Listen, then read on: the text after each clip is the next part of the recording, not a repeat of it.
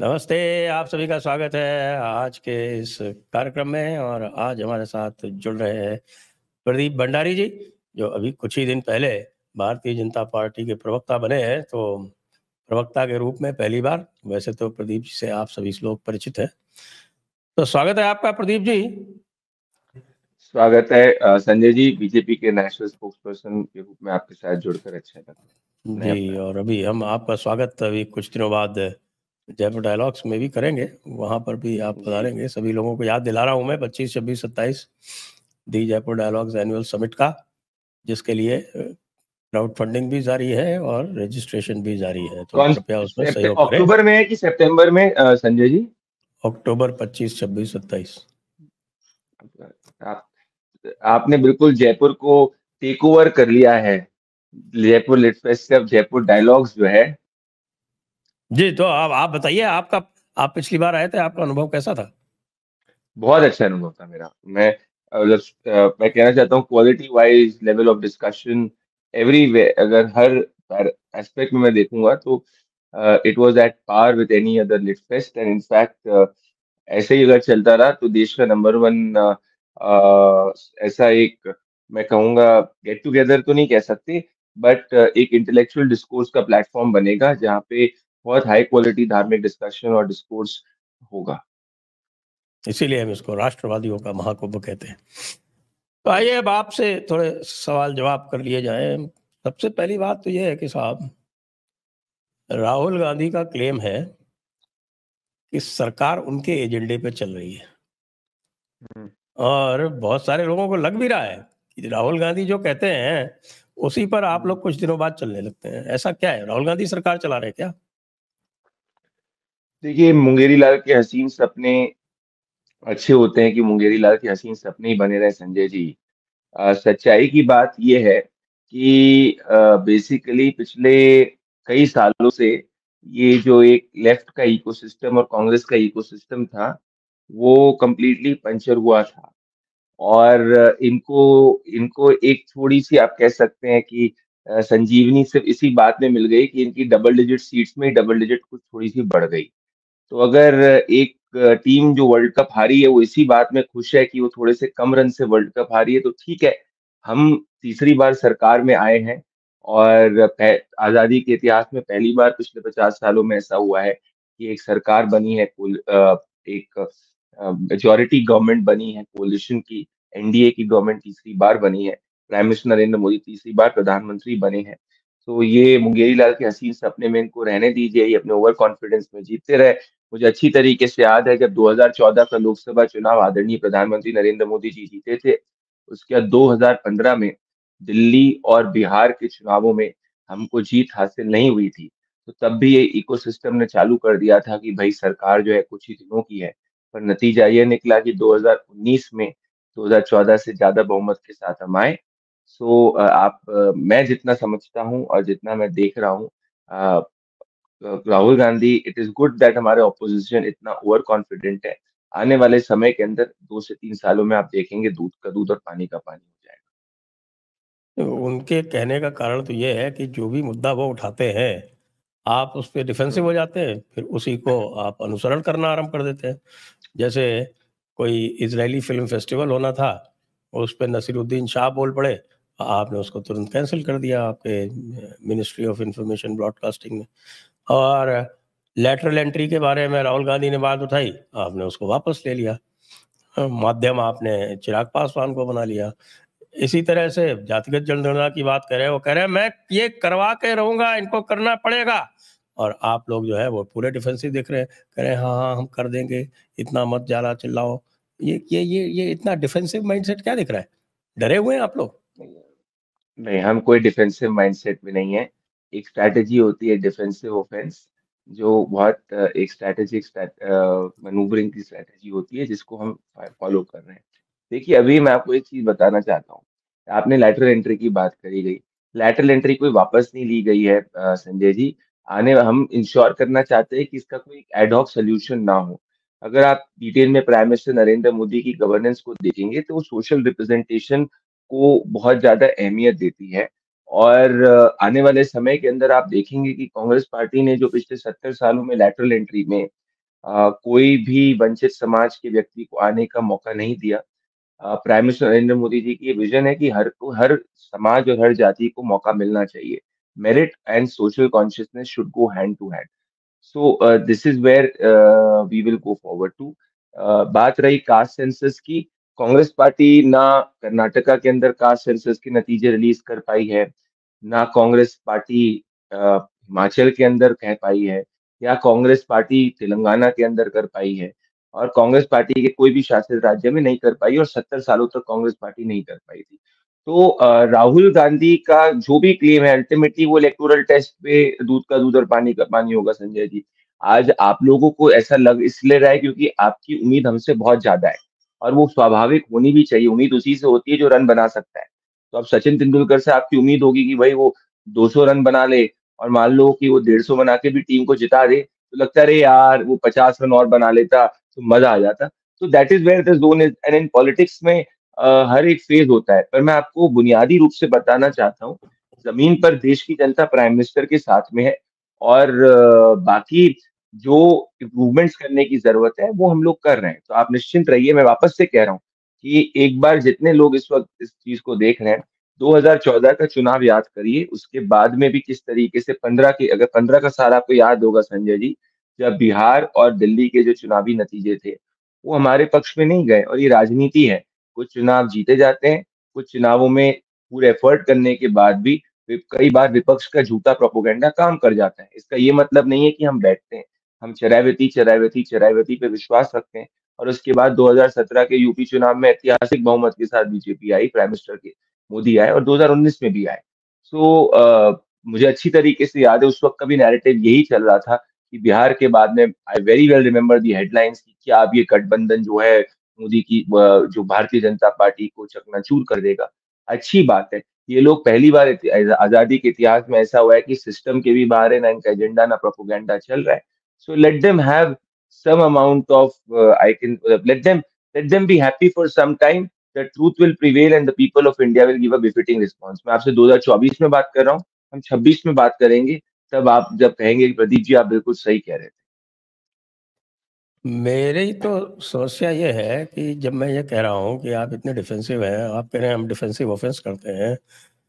अब आप ये देखिए कि एक बांग्लादेश का एक पत्रकार जो है, वो राहुल गांधी, सोनिया गांधी के ऊपर तमाम तरह के तथ्य, जिनमें से कुछ पता थे और बहुत कुछ ऐसे हैं जिनके बारे में जानकारी नहीं थी, वो लगातार सोशल मीडिया पे, क्या वो एक्चुअली तो अपने पोर्टल पे साझा कर रहा है जो बांग्लादेश से ऑपरेट होता है।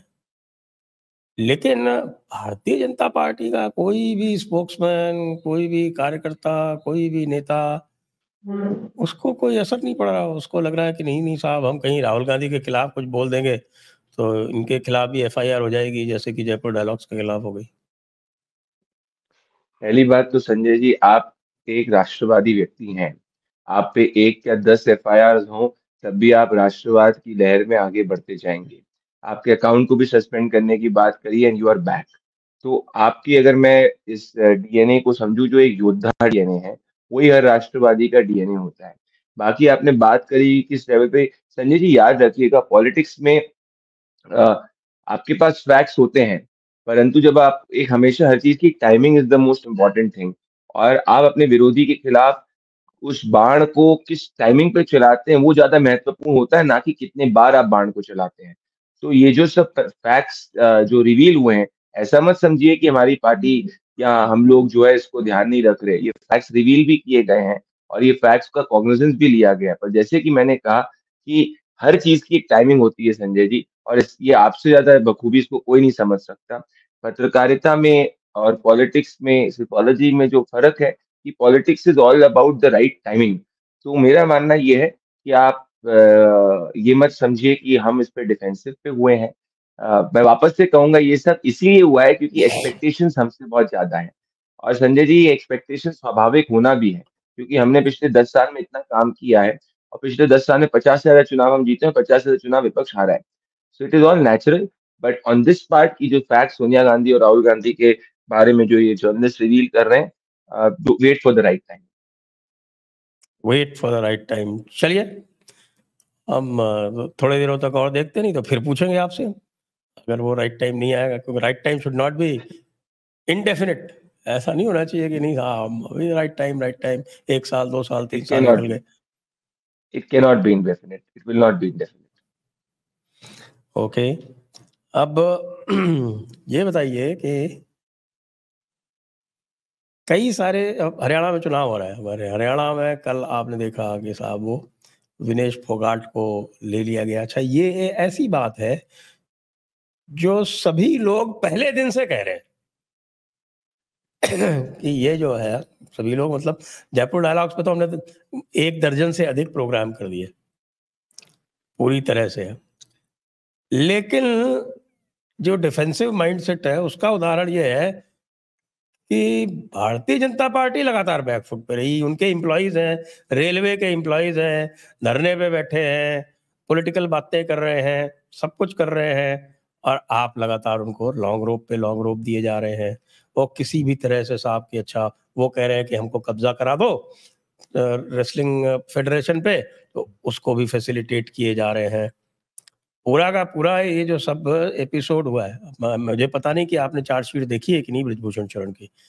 बृजभूषण शरण की जो चार्जशीट जो है मैंने पढ़ी है, 1100 पेज की चार्जशीट, और 1100 पेज की चार्जशीट में एक भी ऐसा एविडेंस नहीं है जिसको कि आप डेफिनेट मान लें। और जो सुप्रीम कोर्ट ने अभी कहा कि भाई आपको जो है अक्यूज्ड की एविडेंस को भी लेना चाहिए, तो अक्यूज्ड की जो एलिबाई थी उसका चार्जशीट में कहीं मेंशन ही नहीं है। खैर, अब तो चूंकि चार्जेस फ्रेम हो गए हैं तो वो तो कोर्ट के उसमें चला गया, लेकिन ये पूरा जो प्रकरण था वो पहले दिन से दिख रहा था किस तरफ जा रहा है, और उसकी परिणति भी हो गई। आप ये देखिए कि इसको, जो आज बृजभूषण शरण सिंह कह रहे हैं कि इनको धोखे से ओलंपिक में भेजा गया, इतना क्या झुकना देखिए, किसी के सामने? मतलब ऐसा क्या है कि साहब बिल्कुल कोई इस तरह के आपके ऊपर आरोप लगाने लगे तो आप बिल्कुल लंबलेट ही हो जाइए। संजय जी, कोई लमलेट नहीं हुआ है। संजय जी, एक चीज अगर आप बात को मानेंगे कि आज ये स्पष्ट हो चुका है कि कांग्रेस पार्टी जो 2 हफ्ते पहले तक कह रही थी कि वो हरियाणा चुनाव में एक तरफा जीतने वाली है, वो बैसाखियों का सहारा लेने के लिए इतनी तत्पर हो रही है और बेचैन हो रही है। पहले 1 हफ्ते पहले इनने आम आदमी पार्टी के साथ अलायंस करने की बात करी। एक तरफ कह रहे थे कि आम आदमी पार्टी के साथ अलायंस नहीं करेंगे, फिर कहा कि भाई आम आदमी पार्टी के साथ अलायंस होना चाहिए, पता नहीं भगवान जाने वो कहाँ पे। उसके बाद कहा कि अरे भारतीय जनता पार्टी जो है टिकट वितरण नहीं कर सकती, हमने 60 से ज्यादा लोगों का टिकट वितरण कर दिया, कांग्रेस पार्टी से पहले कर दिया, 70% से ज्यादा लोगों का कर दिया, और कांग्रेस पार्टी अब जाके हमारे टिकट के देखने के बाद में थोड़े बहुत टिकट का वितरण कर पाई। तीसरी चीज है, वहां पे वो एक स्टेज पे ना हुड्डा जी, ना शैलजा जी, ना रणदीप सुरजेवाला को बैठा पाए। हर व्यक्ति वहां पे मुख्यमंत्री बनना चाह रहा है। उनके हर सीट पे 10-10 20-20 लोगों में बगावत चल रही है, हर व्यक्ति का कैंप चल रहा है। बीजेपी में सिर्फ एक ही कैंप है, वो पार्टी का कैंप। अब बात करते हैं, आपने जो 2 एथलीट्स की बात की, ये बगावत हमारा तो मानना आपके है यहाँ भी संजय हुई जी। है बहुत सारी, बगावत तो नहीं आपके यहाँ भी संजय हुई। जी, अगर आप उसको थोड़ा डिटेल में देखेंगे तो आप पाएंगे कि 4 से 5 सीट्स ऐसी हैं जहाँ पे डेफिनेटली कुछ नेता हैं जिनका प्रभाव है, उनको पार्टी मनाने का काम कर रही है, अल्टीमेटली पार्टी मना लेगी। परंतु ये बात आपको मानना पड़ेगा कि ये लोग भी मानते हैं कि भारतीय जनता पार्टी का टिकट जो है वो विनिंग टिकट है, इसीलिए इतने सारे लोग जो है उसके इच्छुक हैं और उसको लेना चाहते हैं। अब मैं बात करना चाहता हूँ, जो आपने 2 खिलाड़ियों की बात करी, ये हमारा विश्वास रहा है कि कोई खिलाड़ी जब ओलंपिक्स खेलने की बात कर रहा है और अगर वो ओलंपिक्स खेलने के लिए जा रहा है, तो बेशक उसके राजनीतिक मोटिव शुरुआत के अंदर हुए हो, जिसकी बारे में हमको भी शंका हो, हमको भी रिपोर्ट आई हो, पर अल्टीमेटली वो किसी भी राजनीतिक आइडियोलॉजी का, वो देश को रिप्रेजेंट कर रहा है। तभी उस राजनीतिक खिलाड़ी विनेश फोगाट को जब वो ओलंपिक्स के अंदर गई थी, हमने ये नहीं देखा कि भई उसने हम लोग को राजनीतिक रूप से विरोध किया, तो हम उसको जो देश के लिए जब वो सम्मान देने की बात करी है, देश के लिए फाइट कर रही है, देश के लिए मेडल लाने की प्रयास करी, उसमें हम रुकावट डाले। हम कंप्लीटली हमने अपने कर्तव्य का पालन किया। हम कांग्रेस पार्टी जैसे इसमें भिन्न है, ज़रूर है कि कांग्रेस पार्टी हॉकी टीम को जो ऐसी स्थिति रखती है कि भई वो अपने बूट्स तक उनके देने की स्थिति नहीं रखती। इंडियन ओलंपिक एसोसिएशन में सुरेश करमाड़ी जैसे व्यक्ति को बैठा देती है। इंडियन ओलंपिक एसोसिएशन बैंड हो जाता है। तो ये उनमें हमें फ़र्क है कि हाँ, हम राजनीतिक हित को पीछे रख लेते हैं, हम राजनीतिक मोटिव को पीछे रख लेते हैं, जब हम देखते हैं कि नहीं, अगर राजनीतिक मोटिव हमसे डिसएग्रीमेंट में भी है, परंतु वो खिलाड़ी जो है ओलंपिक के लिए प्रयास कर रहे हैं। अब वो जब हो गया, उसके बाद में देश के सामने अपने आप घटनाक्रम सामने आ चुका है कि दोनों के दोनों जो है कांग्रेस पार्टी के राजनीतिक मोहरे के रूप में इस्तेमाल किए जा रहे थे। और आज ये हरियाणा की जनता इसका जवाब देगी। और जैसे कि मैंने कहा, टाइमिंग इंपॉर्टेंट है, और आज ये टाइमिंग आ चुकी है 1 महीने पहले, जब हरियाणा की जनता जवाब देगी कि हमारे पास में एथलीट्स नहीं है क्या, राज्यवर्धन सिंह राठौर ओलंपिक मेडलिस्ट नहीं है क्या, साइना नेहवाल ओलंपिक मेडलिस्ट नहीं है, हैं, परंतु हमने कभी भी इनका राजनीतिक इस्तेमाल नहीं किया। कांग्रेस पार्टी किसान, गरीब, मजदूर, खिलाड़ी सबका राजनीतिक इस्तेमाल करती, तभी कि जैसा होता है ना कि एक दिया है, जिस दिए के अंदर ज्यादा तेल या घी नहीं है और थोड़ा-थोड़ा बुझक-बुझक के दिख रहा है और उसके बाद फिर बुझ जाता है, कांग्रेस पार्टी ऐसी रहती है। इसीलिए संजय जी, कांग्रेस पार्टी किसी भी राज्य में 2011 के बाद अपनी सरकार नहीं रिपीट कर पाई है। किस क्योंकि जनता को पता है, एक बार ये जनता को झूठ का पुलिंदा बैठा सकते हैं, बेवकूफ बना सकते हैं, परंतु 2 बार नहीं कर सकते। वरना आप डेटा और स्टैटिस्टिक्स उठा के देख लीजिए, 2011 के बाद से बीजेपी की कितनी रिपीटेड गवर्नमेंट्स है। मध्य प्रदेश में 15 साल तक चली, छत्तीसगढ़ के अंदर जो है 10 साल से ऊपर से गवर्नमेंट चली, गुजरात के अंदर 20 साल तक चल रही है, उड़ीसा में भी हमारी सरकार है। तो बीजेपी की सरकार कोई नई टेरिटरी में आने में समय लगता है, परंतु जब आ जाती तो जनता फिर एक झूठी राजनीति और डेवलपमेंट की राजनीति में फर्क देख लेती है, और इसलिए सरकार जो लंबी चलती है। हरियाणा की मैं बात करूं संजय जी, 10 साल से भारतीय जनता पार्टी की सरकार है। सो ये आपकी बात से मैं सहमत हूँ कि हाँ, हमें अगर राजनीतिक मोटिव्स पता भी रहते हैं, परंतु हमें अगर 1% भी आयोटा रहता है कि देश का नुकसान हो सकता है, तो हम देश के नुकसान को होने नहीं देते। ये हमें और कांग्रेस में फर्क है। राहुल गांधी अमेरिका जा रहे हैं।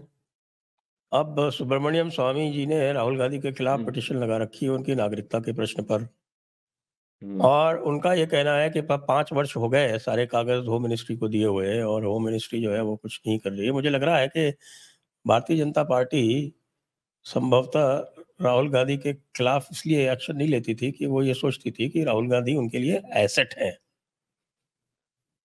अब ऐसा दिख रहा है, विशेषकर जो उन्होंने जिस प्रकार से स्क्रिप्ट पढ़ के और भारतीय जनता पार्टी को डैमेज किया, कि अब वो भारतीय जनता पार्टी के लिए एसेट नहीं रहे, वो खतरा बन गए। उसके बाद भी इतना बड़ा प्रश्न जो पूरे देश को साल रहा है, जानना चाहता है पूरा देश कि भई ये क्या कोई डुअल नागरिकता का जो व्यक्ति है वो बैठा हुआ है, उस पे सरकार इतना हल्के-हल्के क्यों चल रही है? क्यों नहीं इसका जो है वो पूरा खुलासा किया जाता? क्यों नहीं इसके ऊपर श्वेत पत्र लाया जाता? ये आपका सजेशन है संजय जी, ये सजेशन को राइट क्वार्टर्स तक मैं पहुंचाऊंगा। बात करते हैं राहुल गांधी की। संजय जी, जब महाभारत का युद्ध हुआ था, तो महाभारत के युद्ध में ऐसा नहीं हुआ था कि हर सेकंड जब वो युद्ध चल रहा था तो जो पांडव है वो कौरव के आगे थे। कौरव काफी चाल चला करते थे, छल कपट किया करते थे। कौरवों को लगता था कि कोई एक बाजी उनने जीत ली तो वो पूरे महाभारत का युद्ध जीते। ऐसा हुआ नहीं। अल्टीमेटली हुआ क्या, धर्म की ही जीत हुई। तो इसीलिए मैं कहना चाहता हूँ कि जितनी भी इनकी छल कपट है, ये प्रकृति का नियम है, जीत तो मोदी की होगी और जीत सिर्फ धर्म की होगी, क्योंकि हम on the right side of the truth and we are on the side of the national interest. अब बात करता हूँ राहुल गांधी के पूरे विदेशी दौरों की।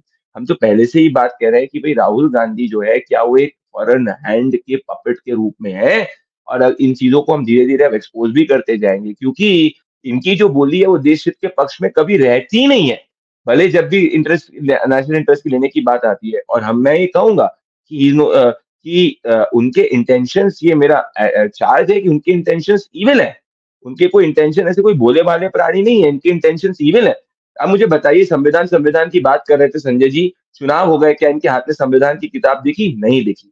तो ये इनकी स्क्रिप्ट बाहर से लिखी जाती है, और ये बाहर की पूरी लॉबी है, इसलिए इनकी जो ट्रिप्स होती है इतनी क्लैंडस्टाइन होती है। पर मेरा विश्वास है कि इन्वेस्टिगेटिव एजेंसीज और हमारी रिक्वायर्ड एजेंसीज इसके ऊपर कंप्लीटली संज्ञान ली हुई है।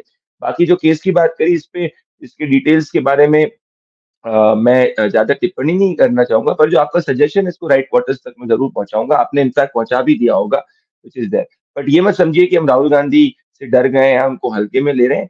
Rahul Gandhi on fact is out on bail, और ये इसी गवर्नमेंट में है कि Rahul Gandhi is out on bail. वरना आप याद करिए, 2000 आज के ही दिन संजय जी, अगर आपको याद होगा, मनमोहन सिंह का ट्वीट था 7 सितंबर 2013 का, जब उन्होंने ट्वीट किया था, I am willing to work under the leadership of Rahul Gandhi. तो ये देश ने एक ऐसा समय भी देखा है कि एक अनइलेक्टेड डायनेस्ट जो है वो देश के प्रधानमंत्री को पपेट बना के घूम रहे थे। आज ऐसी स्थिति नहीं, आज वो डायनेस्ट जो है वो बेल पे है, उसको लॉ ऑफ द लैंड को फॉलो करना पड़ रहा है। ये हमारी पार्टी का मानना है कि हम जो है उसको लेके आए, पर हाँ, एक कानूनी प्रक्रिया है, उसमें हमारी तरफ से डिले नहीं होगा, ये आप निश्चिंत हो जाइए। और फिर तब तब हमारे दल ये ना कहे कि हम तब झूठे आरोप ना लगाए कि भाई कोर्ट एंड कोर्ट जांच एजेंसियों का दुरुपयोग किया जा रहा है। नहीं, दुरुपयोग की बात ही नहीं है। मैं तो ये जानना चाहता हूँ कि ये आपकी जो खुफिया एजेंसीज़ हैं, उनको सब पता रहता है कि भई ये कहाँ जाते हैं, क्या करते हैं, तो इनको देश के सामने क्यों नहीं लाते? हमें भी जानने का हक है कि भई ये जो एक व्यक्ति है, वो विदेशी एजेंट यदि है, तो हमें स्पष्ट रूप से क्यों नहीं पता चल रहा? हम केवल अंदाज़ा ही क्यों लगाते हैं? पता चलेगा, हम जो है पता चलेगा सलाउद्दीन शोएब संजय जी। चौधरी पर क्यों डिपेंडेंट रहें? हमारी नहीं हमारी रहेगा, एजेंसियाँ क्यों नहीं बताती? पता चलेगा संजय जी, पता चलेगा। अब हमारे विरोधी को हम बहुत अच्छी तरीके से समझ चुके हैं। हमने देखा है कि कैसे उनने झूठ के प्रोपेगेंडा से कुछ देश के नागरिकों को बरगलाने का प्रयास किया और अब वापस से हम इसको होने नहीं देंगे। तो आप देखिएगा, ऐसा मत सोचिए कि हम कोई डिफेंस में हैं या बिल्कुल डर गए या पीछे बैठे हैं। ये प्राइम मिनिस्टर नरेंद्र मोदी की सरकार है और ये प्राइम मिनिस्टर नरेंद्र मोदी वही व्यक्ति जो पिछले 22 साल से गवर्नेंस के अंदर है। जो गुजरात के जब मुख्यमंत्री थे तो पूरे देश की एजेंसीज जो है कांग्रेस पार्टी ने लगा दी थी, विंडिक्टिवनेस लगा दी थी, उनको प्रयास किया था, परंतु वो सच्चाई के साथ बाहर निकले क्योंकि उनके दिल में सिर्फ और सिर्फ देश सेवा है। और अभी भी मैं कहूंगा ये सब चीजें कॉग्निजेंस में। और अब आप देखिएगा कि जब जब ये बाहर आएगा तो आप मुझे क्या, आप हमारी सीनियर लीडरशिप को भी कॉल करके बोलेंगे कि यार आपकी क्या टाइमिंग। जी, तो इसकी हमें प्रतीक्षा रहेगी। इसकी प्रतीक्षा इसलिए भी रहेगी क्योंकि जो हमारा जो राष्ट्रवादी तबका है, वो संजय जी, कष्ट में है। ये 2014 संजय जी, ये राष्ट्रवादी मैं कहना चाहता हूँ मेरे राष्ट्रवादी भाइयों को, मित्रों को भी ये मैं कहना चाहता हूँ कि आज 2014 के बाद में इस देश में एक राष्ट्रवादी माहौल बना है, तभी राष्ट्रवादियों को ताकत मिली है।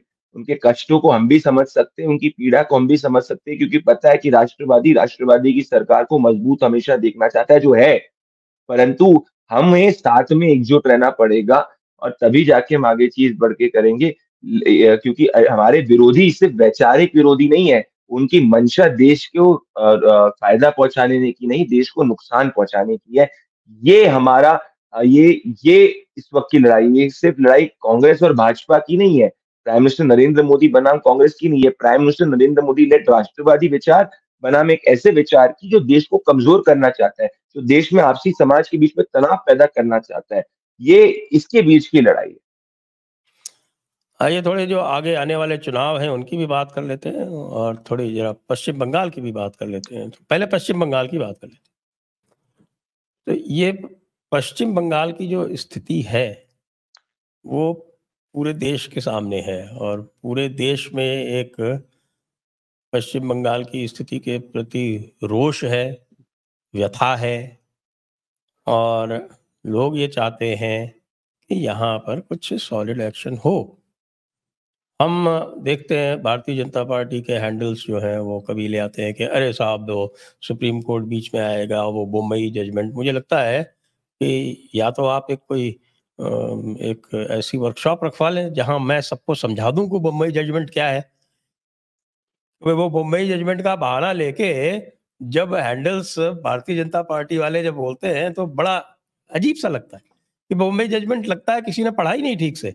उसी बम्बई जजमेंट में राजस्थान, मध्य प्रदेश और हिमाचल प्रदेश की जो सरकारों को डिसमिस किया गया था, उसे उचित ठहराया गया था।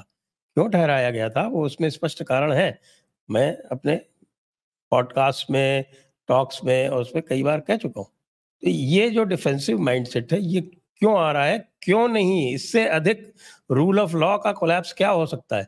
रूल ऑफ लॉ जो है वो बेसिक स्ट्रक्चर का पार्ट है और रूल ऑफ लॉ कोलैप्स होने के बाद भी कहा जा रहा है कि नहीं साहब, प्रेसिडेंट्स रूल तो जो है वो तो डेमोक्रेटिकली इलेक्टेड सरकार है। तो डेमोक्रेटिकली इलेक्टेड सरकार यदि डेमोक्रेटिकली बिहेव नहीं करेगी, तो क्या बिल्कुल निरुपाय है सेंटर? निस्सहाय है? बहुत मजबूत है सेंटर। और संजय जी, आप कानून के बहुत बड़े ज्ञाता हैं और आपको जितनी कानून की समझ है, मुझे शायद उतनी समझ नहीं है। तो मैं टेक्निकलिटीज में नहीं जाना चाहता, पर मैं एक प्रिंसिपल बात करना चाहता हूँ। और प्रिंसिपल बात ये है कि मैं आज आपको बता सकता हूँ कि बंगाल की, अगर आप भी जाके टटोलेंगे फीडबैक, कि आज बंगाल की जनता ममता बनर्जी से तंग आ चुकी है। ममता बनर्जी से कम को नफरत करने लग गई है, क्योंकि आरजी कार में जो रेप और मर्डर को उन्होंने सुसाइड करने का प्रयास किया, आज कलकत्ता की स्ट्रीट्स पे ऑर्गेनिक प्रोटेस्ट हो रहे हैं संजय जी। और ऐसा ममता के शासन में एक बार भी नहीं हुआ। और लोग अब समझ चुके हैं कि ममता बनर्जी जो बांग्ला बांग्ला की बात करती है सब झूठ है। उससे फर्स्ट सिर्फ रेपिस्टों को प्रोटेक्ट करती है, भ्रष्टाचारियों को प्रोटेक्ट करती है और गुंडों को प्रोटेक्ट करती है। और आज जनता इंतजार कर रही है कि वो ममता की सरकार को उखाड़ फेंके और भारतीय जनता पार्टी उसका माध्यम बनना इसका क्या अर्थ हुआ?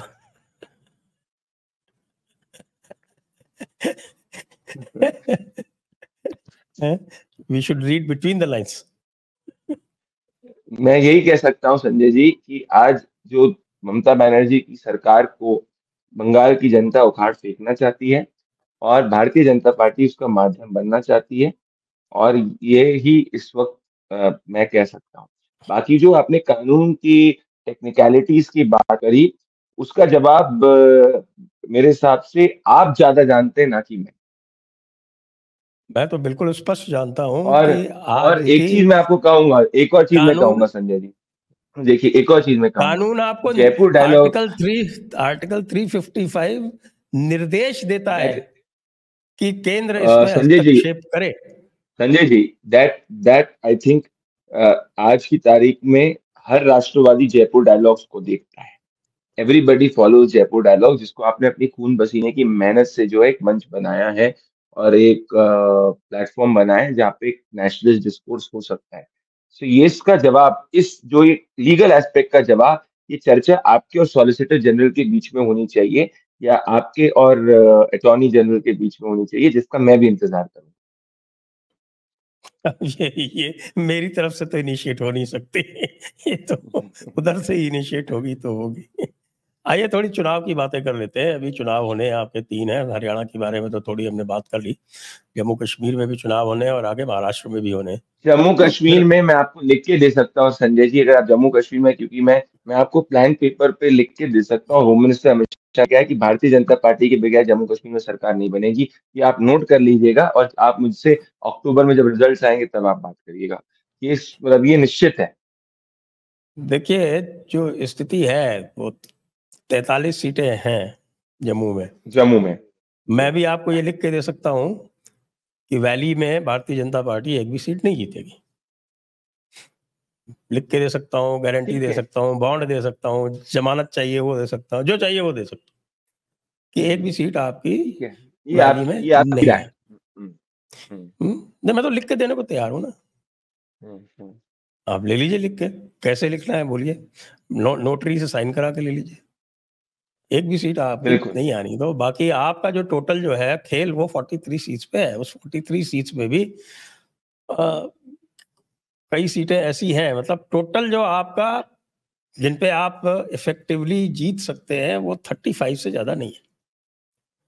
तो मान लीजिए अब 35 की 35 भी जीत गए, जो कि लगभग इम्पॉसिबल होता है, तो भी 10 सीटें कम पड़ेंगी। बाकी 4-5 नॉमिनेशंस हो जाएंगे। चलिए वो आपके फेवर में है। तो ये 10 सीटें कहाँ से आएंगी? 10 क्या, मेरे 15 सीटें चाहिए कम से कम। संजय जी, मैं आपको बस ये क्या मतलब इसी ये में पूछ लूं कि क्या आप फिर से महबूबा जैसा गठबंधन करेंगे? नहीं, बिल्कुल नहीं। इसके बारे में तो मैं आपको यही कह सकता हूँ कि एब्सोल्युटली इस वक्त ये कोई टॉक्स में है ही नहीं। मैं आपको ये कह रहा हूँ कि भारतीय जनता पार्टी की सरकार बनेगी और ये कुछ लोगों के अलायंस के साथ बनेगी। नीड नॉट बी पार्टीज जो कांग्रेस के साथ में अलायंस में, और हम पीडीपी एनसी के साथ जाने की स्थिति इस वक्त बिल्कुल भी नहीं है। और आप लिख के रख लीजिएगा, फारूक अब्दुल्ला राहुल गांधी सरकार नहीं बनाएंगे जम्मू कश्मीर के अंदर। और सिंपल लॉजिक है, और बहुत सिंपल लॉजिक है। जम्मू को हम लोग स्वीप करने वाले हैं। आप आपकी राय हो सकती है कि कश्मीर वैली में हमारी सीट नहीं आएगी, पर कश्मीर वैली में भारतीय जनता पार्टी समर्थित कैंडिडेट्स जो हैं वो जीतेंगे और इनके साथ मिलके हम जो है मेजोरिटी मार्क क्रॉस कर जाएंगे। ये और ये इतिहास रचा जाएगा। और अगर आप ऑब्जर्व करेंगे जिस तरीके के स्टेटमेंट्स उमर अब्दुल्ला ने दिए हैं कि अफजल जैसे आतंकवादी की हैंगिंग में रोक देता, उसके बाद आर्टिकल 370 के ऊपर इनका कोई स्पष्ट स्टैंड नहीं, पर दर्शाता है कि ये फ्रिंज वोट और को कंसोलिडेट करने का प्रयास कर रहे हैं। पर पिछले 10 सालों के अंदर हमने देखा है, खुद उमर अब्दुल्ला चुनाव हारे, खुद महबूबा मुफ्ती चुनाव हारी, अगर आप कांग्रेस पार्टी के वोट शेयर को देखेंगे, it is on the receding end. So we are very very confident with that Sanjay ji. तो इसमें आप एक सिफोलॉजिकल एनालिसिस कर सकते हैं, बट मैं आपको ये कह सकता हूँ कि जो हमारी ग्राउंड रिपोर्ट्स आ रही है, government will be form with the BJP only. आपको नहीं लगता कि इंजीनियर रशीद जैसे का चुनाव जीत जाना बारामूला का, वो एक खतरे की घंटी है नहीं, इट इज एन राष्ट्र के लिए? Aberration. It is an aberration, it is not something which we can look at as a trend. अगर ये चीज आगे ट्रेंड कंटिन्यू करता है, then you we can have a discussion on that. It's an aberration. नहीं, क्योंकि it's जो मेरा मेरा जो जो फीडबैक है कि वो जो जी सेंटिमेंट है, वो सेंटिमेंट कंटिन्यू कर रहा है, और उस सेंटिमेंट के जो वाहक हैं, उस तरह के बहुत सारे इंडिपेंडेंस जीतेंगे। तो क्या आप उन जैसों के साथ भी, जो सेपरेटिस्ट माइंडसेट के हैं, उन जैसों के साथ नहीं, भी अलायंस कर लेंगे? हम हम उस हर व्यक्ति के साथ अलायंस करेंगे जो राष्ट्रवादी विचार में आना चाहता है, और जो भारत की प्रभुता और अखंडता में विश्वास रखता है, सिर्फ हर उस व्यक्ति से करेंगे। आइए महाराष्ट्र की बात कर लेते हैं थोड़ी सी। महाराष्ट्र में क्या चल रहा है? ये महायुति रहेगी या अजीत पवार छोड़ के जाएंगे लास्ट में? आप लोग माहौल तो ऐसा बना रहे हैं कि जिससे वो छोड़ के चले जाएं। संजय जी, मैं आपको ये कह सकता हूँ, और अगर आप ध्यान से देखेंगे, मैं आपको एक डेटा पॉइंट दूंगा, क्योंकि आप डेटा में बहुत इंटरेस्ट है। अगर आप 2024 के लोकसभा इलेक्शंस को कोरिलेट करके देखेंगे असेंबली में, तो महायुति और महाविकास अघाड़ी में लगभग पूरे महाराष्ट्र में सिर्फ 2 लाख ऑड वोट्स का फर्क था। वहीं अगर मुंबई के अंदर आप देखेंगे, तो महायुति को महाविकास आघाड़ी से 2 लाख वोट एक्स्ट्रा मिले थे। तो ओवरऑल जो पूरा का पूरा difference is just of 2 lakh. अब लोकसभा इलेक्शंस के बाद में जो हमारी लाडली स्कीम है, उसका हमको भयानक पॉजिटिव फीडबैक मिल रहा है। दलित महिलाओं के अंदर, आदिवासी महिलाओं के अंदर, मराठा महिलाओं के अंदर, सबके अंदर मिल रहा है। और हमारे ऑपोजिशन की तरफ में एब्सोल्यूट कंफ्यूजन है कि कोई भी एक मुख्यमंत्री के उम्मीदवार को डिक्लेयर नहीं कर सकता। हमारे यहाँ ये एक अग्रीमेंट है कि हम एकनाथ शिंदे जी, देवेंद्र फडणवीस जी और अजीत पवार जी के साथ में मिलकर चुनाव लड़ेंगे। और पार्टीज में ऐसा नहीं है कि मान लीजिए कि सीट को लेके बहुत बड़ी लड़ाई है, या ये आपसी है कि भाई अगर एक सीट पे एकनाथ शिंदे का कैंडिडेट लड़ रहा है, तो भारतीय जनता पार्टी पीछे से जो है इसको बैक स्टेप करने की कोशिश करे। ऐसा कुछ भी नहीं हमारे उसमें। हम तीनों मिलकर लड़ रहे हैं। It's a very strong alliance, and ये दिलों का अलायंस है। और वहीं अगर आप महाविकास अघाड़ी के अंदर देखेंगे, तो आप ये पाएंगे कि ये आपस में एक दूसरे की टांग खींचने में लगे हुए हैं। और हमें कॉन्फिडेंट है स्विंग वोट में, जो विमेन वोट है, तो हमको सिर्फ 2 लाख लगभग वोट को स्विंग करना है, जो हम इजिली कर देंगे। तो मैं इनफैक्ट आपको मैं ये बताना चाहता हूँ कि महाराष्ट्र के नतीजे आप सबको चौंका देंगे।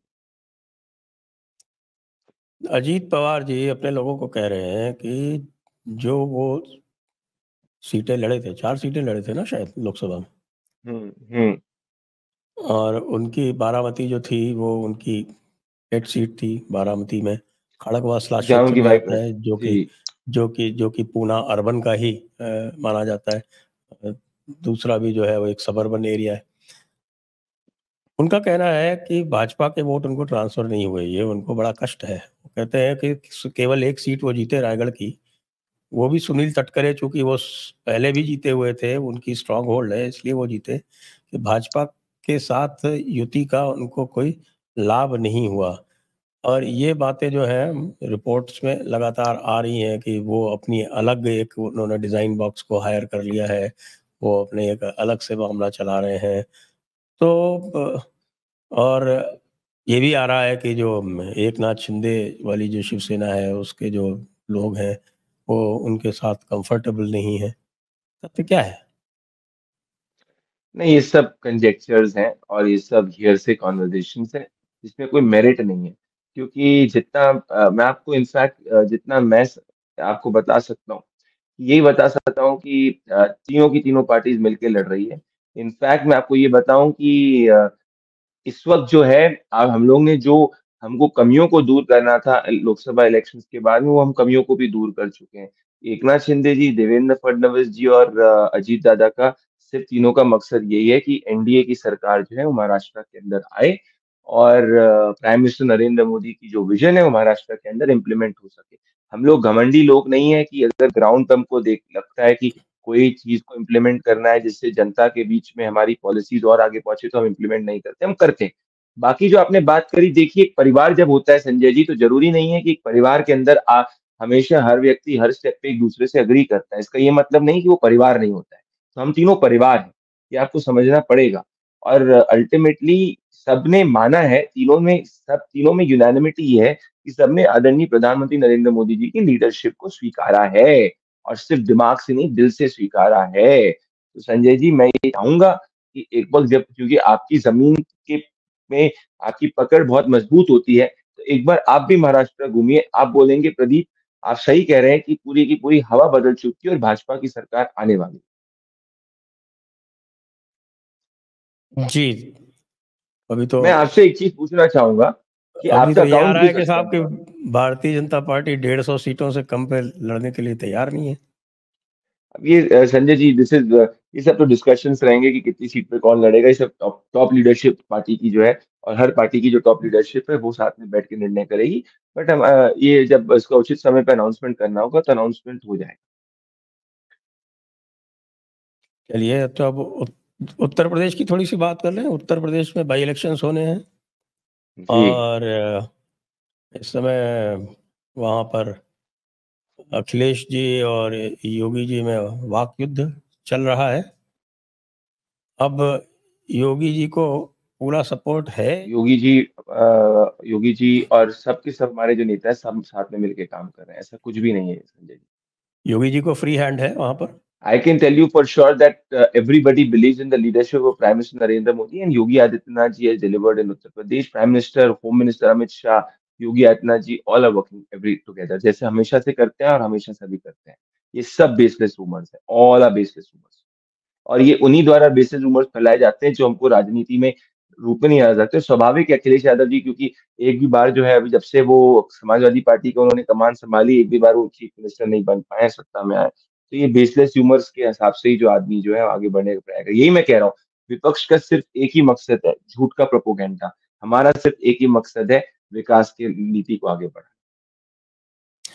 अभी एक सुप्रीम कोर्ट में जो बुलडोजर एक्शन होता है उसको लेके एक हियरिंग हुई थी, और उसमें सुप्रीम कोर्ट ने कुछ ऑब्जर्वेशन किए, और उसमें ये स्पष्ट आया कि उन्होंने योगी जी के एक्शंस की, जो यूपी गवर्नमेंट का एफिडेविट थी उसको तो अप्रिशिएट किया, लेकिन बाकी लोगों को उन्होंने कहा कि भाई ये आप लोग ठीक नहीं कर रहे। ऐसा तो नहीं कि तो लोगों में जो है वो होड़ लग गई है कि साहब के योगी जी का जो बुलडोजर मॉडल है वो सबको, सारे चीफ मिनिस्टर्स को पॉपुलैरिटी का एक टूल लग रहा हो, लेकिन जो योगी जी ने जो वहाँ पर एक लीगल सिस्टम बना रखा है उसको नहीं फॉलो करके, और जल्दबाजी में और उसके चक्कर में इस प्रकार के कमेंट्स आ रहे हैं सुप्रीम कोर्ट से। देखिए, डबल इंजन की सरकार है उत्तर प्रदेश के अंदर। प्राइम मिनिस्टर नरेंद्र मोदी की विजन के हिसाब से यूपी की सरकार चली, जिसको योगी आदित्यनाथ जी ग्राउंड पे उतार रहे हैं। और होम मिनिस्टर अमित शाह जी इसका जो पल पल जो है, इसको इंश्योर, पल पल जो है, जो भी सपोर्ट चाहिए रहता है उसका पूरा दिया जाता है। सब पार्टी के लीडर साथ में काम करते हैं, हम अल्टीमेटली परिवार है। ये वापस से हमारे विपक्ष के लोग बेसलेस बातें करते हैं। अब अगर मैं बात करूंगा एसेंस ऑफ बुलडोजर एक्शन, उसमें क्लियरली सुप्रीम कोर्ट ने स्टेट किया है संजय जी कि it is not against any illegal construction on public road and it has appreciated the affidavit of the Uttar Pradesh government। So इसका यही मतलब साफ हो जाता है कि जो कमलनाथ बुलडोजर बाबा बनने का प्रयास कर रहे थे, जो अशोक गहलोत बुलडोजर बाबा बनने का प्रयास कर रहे थे, ये सबके सब लोग सिर्फ राजनीतिक रूप से देख रहे थे। भारतीय जनता पार्टी की कोई भी सरकार हो, भले उत्तर प्रदेश के अंदर हो, भले असम के अंदर हो, उसका यही मकसद होता है कि कोई भी इलीगल कंस्ट्रक्शन आरोपी का हो, उसको लॉ के हिसाब से हटाया जाए। और हाँ, हम लोग दंगाइयों के साथ नहीं खड़े होते। हम चाहते हैं कि दंगाइयों के मन में भय पैदा हो, और जो भी कानून को तोड़े उसके मन में भय पैदा हो, और जो राष्ट्र के लिए काम करे उसको मोटिवेशन मिले। तो ये हम में फर्क है, और ये फर्क हमेशा रहेगा। और बात इससे स्पष्ट हो गई कि यूपी के अंदर, और या भले जो भी भारतीय जनता पार्टी के राज्य के अंदर इस तरीके से action illegal structures of accused के खिलाफ लिया जा रहा है, that all is legal in nature. एक बात बांग्लादेश में जो हो रहा है इस समय, और बांग्लादेशी हिंदुओं की बात बार बार आ रही है, तो यद्यपि भारत सरकार ने कुछ प्रशंसनीय कदम ये उठाए हैं कि पहली बार हमने देखा कि उनके रीडआउट्स में और उनके डिस्कशंस में, उनके स्टेटमेंट्स में हिंदुओं का उल्लेख हो रहा है, और हिंदू अत्याचारों के विरोध में स्टेटमेंट्स दिए जा रहे हैं। लेकिन भारत और बांग्लादेश के मध्य एक पैक्ट है, जो लियाकत नेहरू पैक्ट हुआ था 1950 में। तो Bangladesh as a successor state वो भी उससे बाउंड है। तो यदि वो उसका पालन नहीं करते हैं, तो क्या भारत सरकार सोचती है कि वो कुछ एक्शन लेगी? संजय जी, इसमें मैं इससे कुछ कमेंट नहीं करना चाहूंगा because it is ultimately to do with the external relations between India and Bangladesh. But what I can tell you in sense, अगर आपने देखा होगा कि प्राइम मिनिस्टर नरेंद्र मोदी इकलौते ऐसे ग्लोबल लीडर हैं जिन्होंने बांग्लादेश में हिंदुओं की बात खुलकर करी है, अपने हर कम्युनिकेशन में करी है, यूएस प्रेसिडेंट के साथ में भी करी है। होम मिनिस्ट्री ने एक कमेटी भी बनाई है जो बांग्लादेश के साथ इसके ऊपर पूरी तरीके से बात करे। तो जो भी प्रयास करने की बात है, हमारे हिंदू भाइयों को बांग्लादेश के अंदर जो रिलीजियस परसिक्यूशन का शिकार हो रहे हैं, उनको बचाने की हम वो करेंगे। और प्राइम मिनिस्टर ने कमिटमेंट दिया है कि all the minorities in Bangladesh should be protected and the government will do all its possible in its means to do that.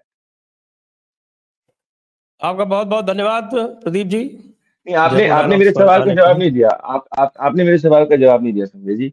मैं ये आपने जानना चाह कौन-सा रहा हूँ, सवाल पूछा? मैंने पूछा आपसे एक सवाल कि मैं जानना चाह रहा हूँ कि आपका भी हैंडल जो है, कल मैंने देखा कि आपका हैंडल सस्पेंड हुआ, उसके बाद आपने लिखा कि भाई वी आर बैक करके जय श्री राम के साथ में, तो क्या था पूरा?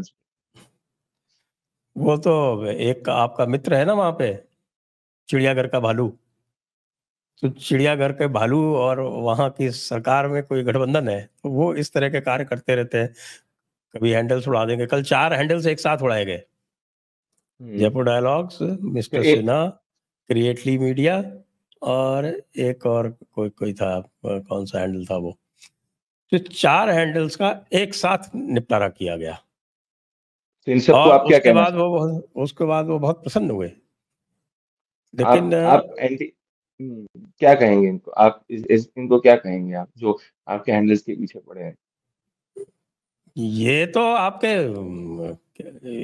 जो जो जाने पहचाने राष्ट्र विरोधी लोग हैं, उसमें तो सबको ही जानता है ना, चिड़ियाघर के भालू को तो सब जानते हैं, कोई ऐसा छुपा तो है नहीं। इसमें तो मेरी शिकायत जो है वो राष्ट्रीय एजेंसियों से रहती है कि भाई इस तरह का व्यक्ति जो है इतना सब करते हुए खुलेआम जो अराष्ट्रीय शक्तियां हैं उनसे गठबंधन रखते हुए भी उसके बाद भी न केवल खुला घूम रहा है, बाकी लोगों को परेशान भी कर रहा है। रोज जो है वो यहाँ के तक कि बांग्लादेश में जो अत्याचार हो रहे हैं उस तक को कवर दे रहा है, उसको कवर फायर दे रहा है। उल्टा हिंदुओं को ही कह रहा है कि साहब कि आप जो है वो ट्रिगर्ड हैं और झूठ बोल रहे हैं। तो इस तरह का व्यक्ति जो है यदि आराम से घूमे, खुला घूमे, उसके खिलाफ कोई एक केस भी बना था तो वो इतना लचर था, जिस दिन वो केस बना उसी दिन मैंने कहा कि ये तो क्या केस बनाया है, हमसे पूछ लेते, हम इनको 10 और केस बता देते। तो थोड़ा ये भी फीडबैक पहुँचाइए कि ऐसे जो है ना, ऐसे लोगों को फ्री हैंड देने से नुकसान होता है। आपके लोग ही संजय जी निराश होते हैं फिर जो पीछे हट जाते हैं। संजय जी, मैं आपके माध्यम से सभी राष्ट्रवादियों को कहना चाहता हूँ कि आप सभी का जो समर्थन है वो हमेशा से बहुमूल्य रहा है और आगे चल के भी जरूरी है, क्योंकि ultimately prime minister Narendra Modi की जो गवर्नमेंट है वो राष्ट्र विरोधियों के खिलाफ है, सब समझते हैं, और इंटेंट राष्ट्रवादी सोच को आगे ले जाने का है। ये एक ऐसा समय है जिसमें जो हमारे ओपोनेंट्स हैं वो चाह रहे हैं कि हम सबके बीच में जो है आपसी मतभेद और मनभेद हो। हमको इसका शिकार नहीं होना चाहिए, क्योंकि अगर हम इसके शिकार होंगे तो इससे हमारा ही नुकसान होगा। और ये सबसे क्रिटिकल टाइम है हमारे राष्ट्रवादी विचार के लिए, और जयपुर डायलॉग इसमें बहुत अहम योगदान आगे कर रहा है। और मैं उम्मीद करता हूँ संजय जी इसी तरीके से आप आगे करते जाएंगे, क्योंकि राष्ट्र की राष्ट्रवादियों की जो गंगा है वो आगे बढ़ती रहनी चाहिए। ये हमेशा प्राइम मिनिस्टर की विजन रही। आपका बहुत-बहुत धन्यवाद प्रदीप जी, दर्शकों का भी बहुत-बहुत धन्यवाद। जय हिंद, जय भारत, वंदे मातरम। वंदे मातरम।